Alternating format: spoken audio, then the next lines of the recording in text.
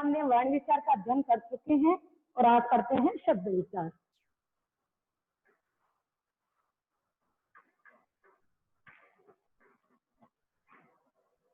बच्चों, हमने देखा था वर्ण विचार में क, ये क्या है? वर्ण। हमने इसमें ए जोड़ा, क्या बना? क। तो इसमें किसका योग हो गया? स्वर का योग हो गया। स्वर के मिलने से ये क्या बना?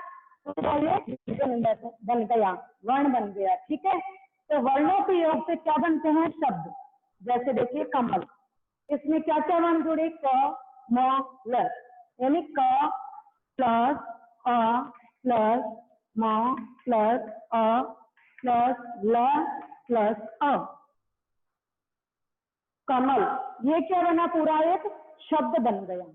अगर यही शब्द किसी वाक्य में प्रयुक्त हो जाए तो ये क्या कहलाता है? पद। जैसे तालाब में कमल खिले हैं, तालाब में कमल खिले, यानी कमल का किससे संपर्क साध दिया? तालाब से। ले, खिले, ये शब्द इसके साथ प्रयुक्त हो गए। तो स्वतंत्र रूप से कमल अकेला नहीं है, यहाँ पर साथ में क्या है? तालाब, खिलना, ये सब चीजें इसके साथ प्रयुक्त की गई है, इसलिए कमल क्या हो गया? पद हो गया। कहाँ पर प्रयुक्त करने पर? वाक्य में प्रयुक्त करने पर। अगर वाक्य में कमल प्रयुक्त नहीं होता है तो ये स्वतंत्र रूप से क्या है? एक शब्द है। तो ये तो था इसका इंट्रोडक्शन। अब अपने पास शब्द आए, शब्द आए तो ये कहाँ से आए?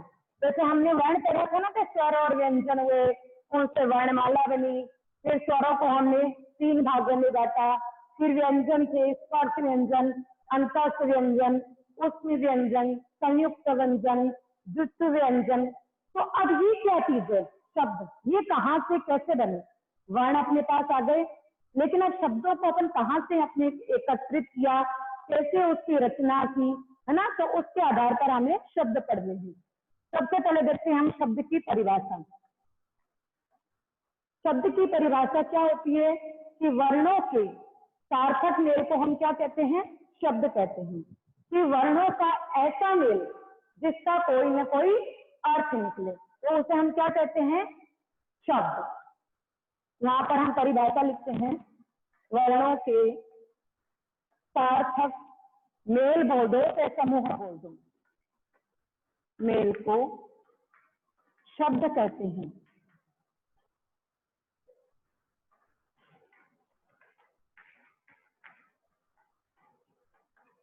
ठीक है, अब शब्द भी 2 तरीके से होते हैं, एक तो निरर्थक शब्द और एक सार्थक।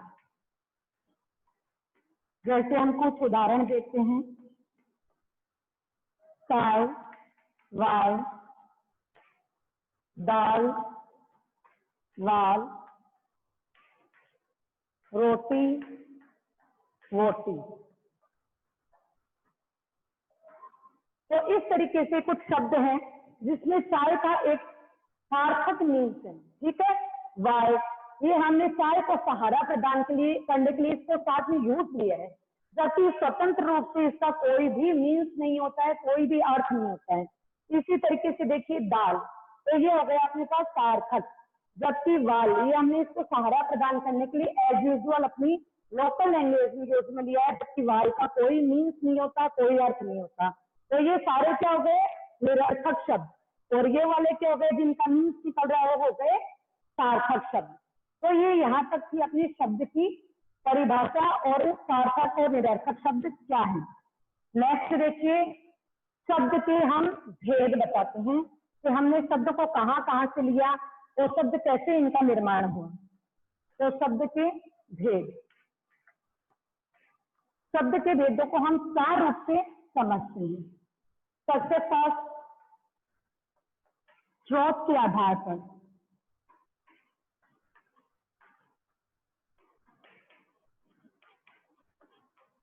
नेक्स्ट देखिए, रचना या फिर बनावट के आधार पर। रचना का मतलब होता है निर्माण करना या फिर बनाना, तो रचना या बनावट के आधार पर। नंबर 3, प्रयोग के आधार पर।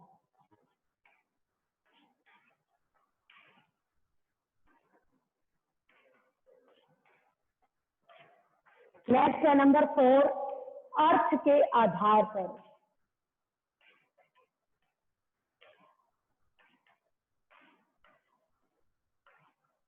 तो शब्दों को हमने 4 रूप में डिवाइड किया है जिसका हम अध्ययन करेंगे। एक तो स्रोत के आधार पर, यानी इसका स्रोत उद्गम स्थल कहाँ है, जहां से हमने इसको लिया है। नेक्स्ट देखिए रचना या बनावट, जब हमारे पास वर्ण आए तो हमने उनका किस प्रकार से उनकी रचना किस प्रकार से उनको बनाया, उसके आधार पर। नेक्स्ट है प्रयोग के आधार पर, कि जब हमारे पास शब्द आ गए तो हमने उसको किस तरीके से वाक्यों में प्रयोग किया और कैसे कैसे तरीके से किया। नेक्स्ट है अर्थ के आधार पर, कि किस वाक्य क्या अर्थ है, जैसे पर्यायवाची शब्द अनेक सार्थक शब्द अपन पढ़ते हैं ना, तो वो है अर्थ के आधार पर। तो इन 4 पार्ट में हम शब्द के भेदों का अध्ययन करेंगे। सर्वप्रथम देखिए स्रोत के आधार पर।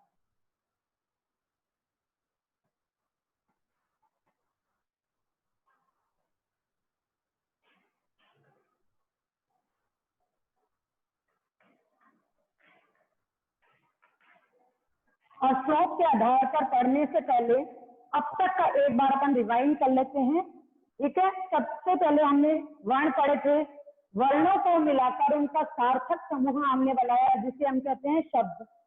शब्द को जब वाक्य में हम प्रयोग ले लेते हैं तो वो क्या बन जाता है, शब्द बन जाता है, और स्वतंत्र रूप से वो क्या रहता है, शब्द। और वाक्य में जैसे ही उसका प्रयोग लगता है, क्योंकि का, केटी, विभक्ति चिन्ह, क्रिया सब उसके साथ संयोजित हो जाती है, तब वो क्या बन जाता है, पद बन जाता है।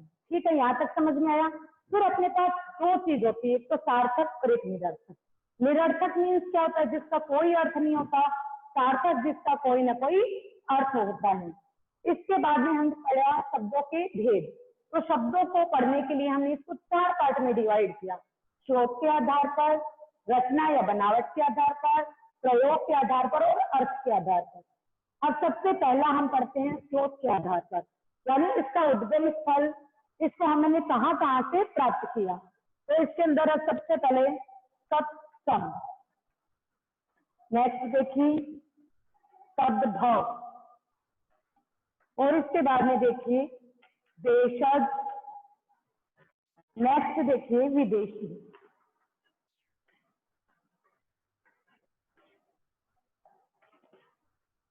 तत्सम क्या होते हैं, तत् यानी उससे, सम यानी समान, उससे समान, किसके समान, संस्कृत के समान।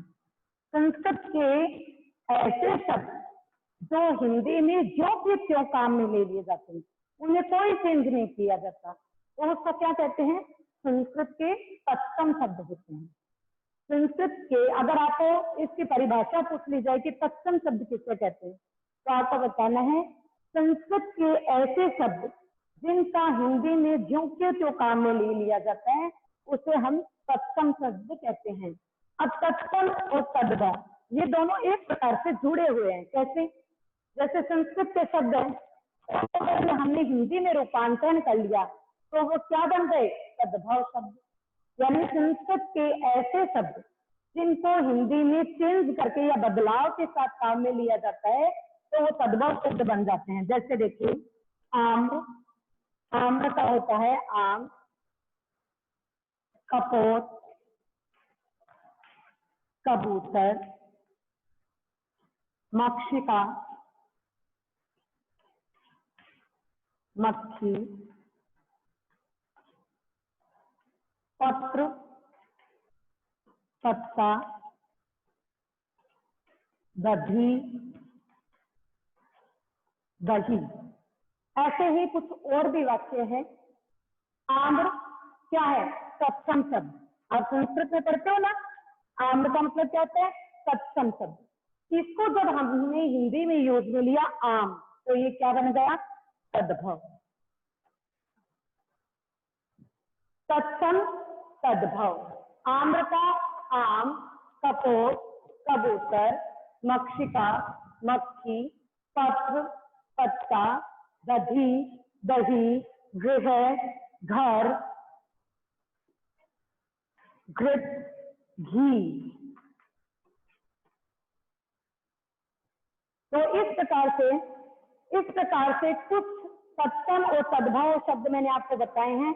बाकी हम इसका अपनी बुक एक्सरसाइज में भी अध्ययन करेंगे। तो तत्सम शब्द अब आपको क्लियर हो गया होगा कि इनका उद्गम स्थल कहाँ से है? संस्कृत से। संस्कृत है वो हिंदी भाषा की जननी मानी जाती है, ठीक है। तो तत्सम है वो शब्द संस्कृत से आए हैं, और संस्कृत के शब्दों को जब हमने बदलाव के साथ काम में लिया तो वो क्या बन गए? सद्भाव शब्द। तो ये तत्सम और सद्भाव शब्द एक दूसरे के पूरक हैं। नेक्स्ट देखिए देशज। देशज शब्द वे होते हैं जिनको हम आम बोलचाल के भाषा में काम में लेते हैं।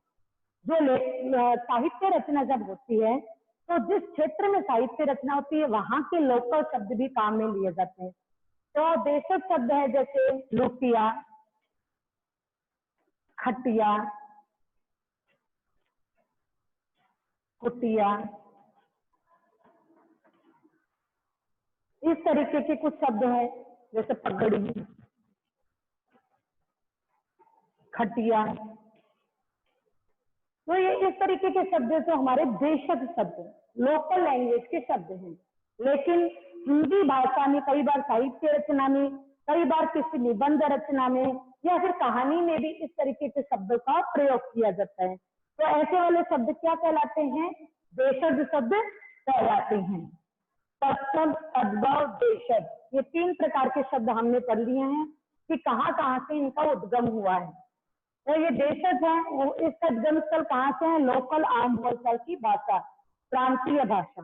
नेक्स्ट देखिए विदेशी। विदेशी शब्द क्या है? जो अन्य भाषाओं से, जैसे अंग्रेजी से, अरबी फारसी से, पुर्तगाली से, चीनी भाषा से, कुछ ऐसे शब्द हैं जो हमारी हिंदी भाषा ने अपनाए हैं। तो ये विदेशी शब्द कहाँ कहाँ से आए हैं? जैसे मान लीजिए बॉल, कॉलेज, आलपी, फूलदान। इसके बाद में देखिए कुछ ऐसे भी शब्द हैं जो कि हम फारसी भाषा से, जैसे आसमान,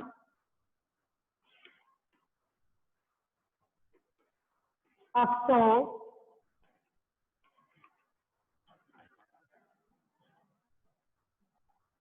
फिक्र।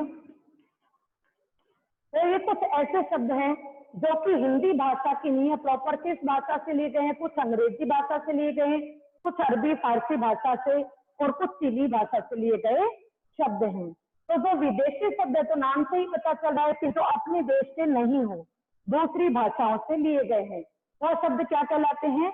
विदेशी शब्द। तो इनका उद्गम स्थल क्या हो गया? विदेश। विदेशी जगह से आए हैं, इसलिए विदेश इनका उद्गम स्थल हो गया। यानी जहां से हमने शब्दों को लिया है वो इसके स्रोत या फिर उद्गम स्थल। नेक्स्ट देखिए रचना या फिर बनावट के आधार पर। अगर एग्जाम में आपके रचना न पूछ के बनावट पूछते तो आप कंफ्यूज मत होना। रचना या बनावट के आधार पर, यानी जब हमारे पास वर्ण आ गए तो हमने उसको शब्दों में पिरोने के लिए किस प्रकार से उसकी रचना की, किस प्रकार से हमने शब्दों को बनाया, तो उसे हम क्या कहते हैं? रचना या बनावट के आधार पर। तो इसमें हमने 3 तरीके के शब्द लिए हैं, रूढ़, यौगिक। नेक्स्ट देखिए यौगिक, और नंबर 3 योग रूढ़। रूढ़ का मतलब क्या होता है कि जहां पर हम अगर कोई शब्द हमारे पास है और उसको तोड़ते यानी उसके टुकड़े करते हैं तो स्वतंत्र रूप से उनका कोई भी अर्थ नहीं होता, इसलिए उनको क्या बोलते हैं? रूढ़ शब्द बोलते हैं।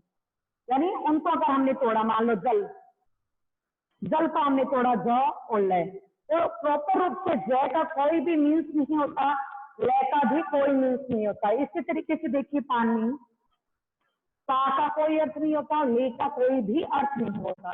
इनको जब जोड़ते हैं और एक पूरा प्रॉपर इनका शब्द बनता है, उसी का ही अर्थ होता है। रूढ़ का मतलब क्या होता है? ऐसे शब्द जिनको अगर तोड़ा जाए, उसके टुकड़े किए जाए तो उसका कोई भी अर्थ नहीं निकलता है, तो उसे हम कहते हैं रूढ़ शब्द। जैसे जब, तब, यहाँ, वहां, जल, दाल, पानी, घोड़ा, गधा, बकरी, तो इस तरीके के इनके कोई भी शब्द नहीं निकलते हैं उनको तोड़ने पर। नेक्स्ट देखिए यौगिक शब्द। यौगिक में देखो नाम से ही पता चल रहा है, योग यानी जोड़ना। रसोई घर, प्रयोगशाला, विद्यालय, नीलकमल। तो यौगिक का मीन्स क्या होता है? योग करना यानी जोड़ना। ऐसे शब्द जिनको जोड़ने पर उनका एक प्रॉपर अर्थ निकले, यानी इनको आपने तोड़ा, जैसे रसोई और घर, तो दोनों का मीन्स निकल रहा है, दोनों का स्वतंत्र रूप से भी अर्थ निकलता है। इसी तरीके से देखिए प्रयोग और शाला, तो दोनों का अलग अर्थ निकलता है।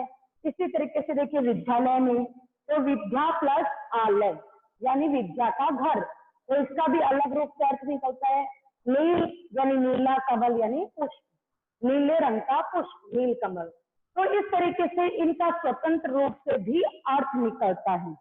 रूढ़ का मतलब क्या है कि ऐसे शब्द जिनको अगर हम विभाजित करें, तोड़े, तो उनका अलग रूप से कोई भी अर्थ नहीं निकलता है। और यौगिक क्या होता है? दो स्वतंत्र शब्द हैं जिनका मीन्स निकलता है, उनको जोड़कर एक शब्द बनाया जाए तो वो क्या निकलता है? रसोई घर, प्रयोगशाला, विद्यालय, घुड़सवार, रेलगाड़ी, तो ऐसे वाले शब्द निकलते हैं यौगिक शब्द।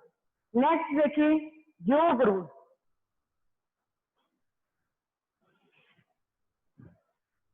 योग रूढ़ शब्द ये होते हैं जहां पर दो शब्दों का तो योग हुआ है, कई बार ऐसा होता है कि दो से अधिक शब्दों का भी योग हो जाता है, परंतु वहां पर शब्द क्या होता है? विशेष निकलता है।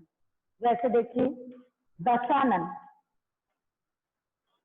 पंकज, पीतांबर, नीलकंठ,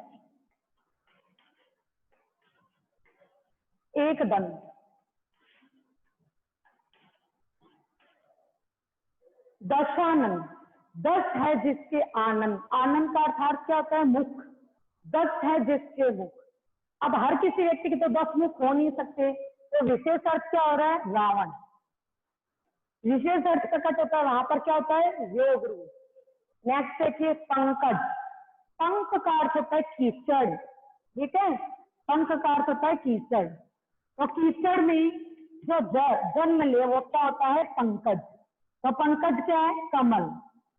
पंकज हम किसको कहते हैं? कमल। कमल के प्रयोग है ना, पंकज, जलज, राजीव, नीरज, सरोज, है ना। तो पंकज का विशेष अर्थ क्या प्रकट हो रहा है हमारे सामने? कमल।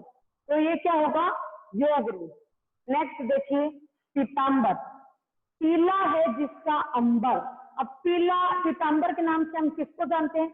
भगवान विष्णु को। ये जो योग रूप शब्द है ना, ये हमें हमारे समाज के अंदर हमारे काम आएंगे। जब मैं आपको समास पढ़ाऊंगी ना, तो बहुव्रीहि समास नाम से समास आएगा, तो उसमें आके यही चीजें आएगी। नेक्स्ट देखिए नीलकंठ। नीला है जिसका कंठ। और हर किसी के तो नीलाकंठ हो नहीं सकता, तो किसका था नीलाकंठ? भगवान शिव। तो नीले रंग का कंठ किसका था? भगवान शिव का। तो ये क्या हो गया? योग रूप, यानी विशेष अर्थ प्रकट करने वाला। एक दंत, यानी एक है दंत जिसका, दंत की नहीं दांत, एक दांत वाले कौन है? गणेश जी। एक दंत बोलते ना गणेश जी को, लंबोदर, लंबा है जिसका उदर। तो ये सब क्या हो गए? गणेश जी। एक दंत, लंबोदर, ये हो गए भगवान गणेश, यानी विशेष अर्थ प्रकट हो रहा है। तो यहाँ पर क्या होगा? योग रूप। तो यहाँ तक समझ में आ गया होगा। श्लोक के आधार पे थे तत्सम, तद्भव, देशज और विदेशी। तत्सम शब्द है वो संस्कृत भाषा से आए हैं, तद्भव शब्द संस्कृत के शब्दों का हिंदी रूपांतरण, उसके बाद विदेशी जो अन्य भाषाओं से आए हुए सॉरी देशज अन्य हमारे जो लोकल लैंग्वेज आम बोलचाल की भाषा के शब्द, और विदेशी होता है वो अन्य भाषाओं से आए हुए शब्द। उसके बाद में रचना के आधार पर हमने पढ़ा रूढ़। रूढ़ वे शब्द होते हैं जिनको अगर हम टुकड़े टुकड़े करें तो उनका विशेष कोई अर्थ प्रकट नहीं होता। यौगिक वो होता है जहां पर दो स्वतंत्र शब्दों को हमने जोड़ा और एक नया शब्द बनाया। इसके बाद में देखिए योग रूढ़। योग रूढ़ पे क्या है, शब्दों को हमने जोड़ा और उसका अर्थ विशेष प्रकट हुआ। जैसे नीलकंठ, नीलाकंठ जिसका, अब हर किसी का तो नीलाकंठ होता नहीं, उसका विशेष अर्थ प्रकट हुआ ना। तो वो थे रचना के आधार पर तीन भेद, रूढ़, यौगिक और योग रूढ़। नेक्स्ट देखिए प्रयोग के आधार पर। हमारे पास अन्य भाषाओं ने हमने शब्द ले लिए, शब्दों को बना लिया, अब उनको वाक्य में कहाँ कहाँ हमें प्रयोग करना है, तो उसके आधार पर है शब्द के भेद, विकारी और अविकारी। इसको हमने दो भागों में बांटा गया, सर्वप्रथम विकारी और नेक्स्ट है अविकारी शब्द। विकार यानी क्या होता है, परिवर्तन होना। विकार का मतलब क्या होता है, परिवर्तन होना। अब ऐसे शब्द जो लिंग, वचन, काल और कारक के हिसाब से चेंज होते हैं, बदलते हैं, जैसे लड़की, लड़के, वचन हो जाता है ना, लिंग परिवर्तन हो जाता है। फिर देखो लड़का, लड़के, तो परिवर्तन हो जाता है वचन के आधार पर, लड़की, लड़कियां। तो इस तरीके से जहां पर चेंज होता है वो शब्द किसमें आएंगे, विकारी में। और ऐसे शब्द जो लिंग, वचन, काल और कारक के आधार पर चेंज नहीं होते, एज इट इज रहते हैं, उनमें कोई बदलाव नहीं होता, वो होते हैं अविकारी शब्द। जैसे जब, तब, यहाँ, वहां, धीरे, आगे, पीछे, तो ये शब्द कभी भी चेंज नहीं होते।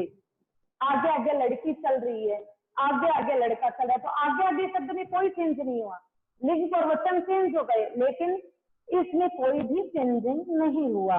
तो इधर उधर, दाएं बाएं, यहाँ वहां, आगे पीछे, ऊपर नीचे, तो ये क्या है, अविकारी शब्द।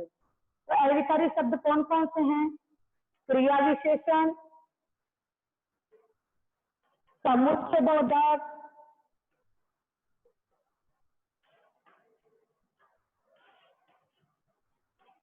संबंध बोधक,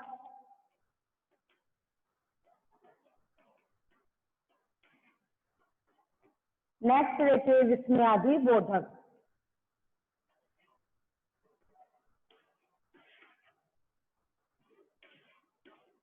ये तो हुए अपने पास अविकारी शब्द। और विकारी शब्दों में कौन कौन से हुए, जो लिखी लिंग और वचन और कारक के आधार पर चेंज होते हैं, संज्ञा, सर्वनाम, क्रिया और विशेषण।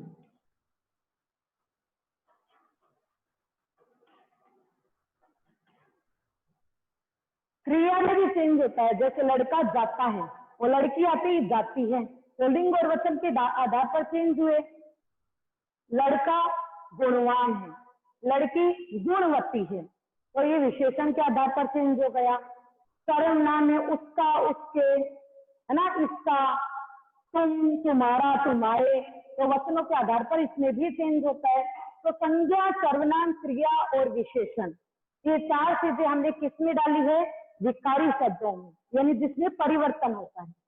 और विकारी शब्द में हमने डाला है क्रिया विशेषण, समुच्चय बोधक, संबंध बोधक और विस्मयादि बोधक।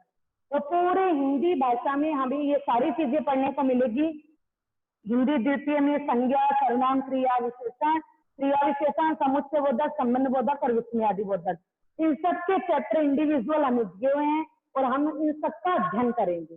ठीक है, तो इन सब में भी एक एक पार्ट में इसके भेद हैं, इसको हम अच्छे से पढ़ेंगे। तो यहाँ तक हमें इतना ही समझना है कि विकारी शब्द में हमने किन किन को डाला है और अविकारी शब्द में हमने किस किस को स्थान दिया है। तो ये है प्रयोग के आधार पर। नेक्स्ट देखिए अर्थ के आधार पर, यानी जब हमारे पास शब्द आ चुके हैं, जहां जहां से आने से इनकी बनावट हो चुकी है, इनको प्रयोग करना आ चुका है, पर अब हमें ये भी देखना है कि अर्थ के आधार पर इनको किन किन पार्ट में डिवाइड कीजिए। तो अर्थ के आधार पर देखिए, अर्थ के आधार पर शब्दों को कई पार्ट में विभाजित किया गया है, जैसे पर्यायवाची शब्द, यानी एक ही शब्द के अलग अलग नाम, एक ही व्यक्ति मतलब व्यक्ति एक है पर नाम उसके अलग अलग है, उसको अलग अलग नामों से जाना जाता है। इसी तरीके से पर्यायवाची में जैसे आग है ना, आग के अनेक पर्यायवाची होते हैं, पानी के कई पर्यायवाची होते हैं, कमल के कई पर्यायवाची होते हैं, तो ये हो गया पर्यायवाची शब्द। नेक्स्ट है अनेकार्थक, यानी शब्द एक है और उसके अर्थ अलग अलग निकलते हैं। यहाँ तो शब्द एक है और उसका नाम ही अलग है, व्यक्ति वो एक ही है। अनेकार्थक शब्द में जैसे पत्र, पत्र का एक मतलब तो अर्थ है होता है तख्ता और एक पत्र का मतलब होता है चिट्ठी, यानी अलग अलग अर्थ निकलते हैं। अनेकार्थक, एकार्थक शब्द भी होते हैं जहां पर एक ही पर्टिकुलर अर्थ निकलता है। ठीक है, शब्द युग्म, जिसको समरूपी भिन्नार्थक भी हम नाम देते हैं। इसके बाद में देखिए विपरीतार्थक शब्द, जिसको हम क्या बोलते हैं, विलोम शब्द। तो अर्थ के आधार पर इन तरीके से हमने शब्दों को बांट दिया। कुछ हमने पर्यायवाची में डाले, फिर अनेकार्थक, ऐसे शब्द जिनके अलग अलग अर्थ निकले, एकार्थक शब्द, शब्द युग्म, विपरीतार्थक, ध्वन्यार्थक, ध्वनिवाची शब्द भी है अपने पास, ध्वनिवाची। तो उसमें ध्वनि के आधार पर इन शब्दों को बांटा गया है। तो इस प्रकार से हमने शब्दों को विभाजित किया। शब्दों को किन पार्टों में विभाजित किया, चार में, स्रोत के आधार पर, रचना या बनावट के आधार पर, प्रयोग के आधार पर और अर्थ के आधार पर। तो स्रोत के आधार पर हमने इसको चार भागों में बांटा, तत्सम, तद्भव, देशज और विदेशी। इसी तरीके से रचना के आधार पर हमने इसको तीन भागों में बांटा, रूढ़, यौगिक, योग रूढ़। फिर हमने प्रयोग के आधार पर इसको दो भागों में बांटा, विकारी और अविकारी। अर्थ के आधार पर पर्यायवाची, अनेकार्थक, एकार्थक, शब्द युग्म, विपरीतार्थक और ध्वनिवाची। इस तरीके से हमने शब्दों को जैसे जैसे हमारे पास आते गए हमने उसको डिवाइड करने के लिए, किस तरीके से कि कहाँ हमारी भाषा को शुद्ध बनाने के लिए, जिससे कि व्याकरण का सही रूप से निर्माण हो सके। ठीक है, तो बच्चों ये शब्द विचार का चैप्टर हमारा यहीं तक था। किसी को अगर कुछ क्वेरी हो तो आप प्लीज हैंड रेज कर लीजिए। धन्यवाद।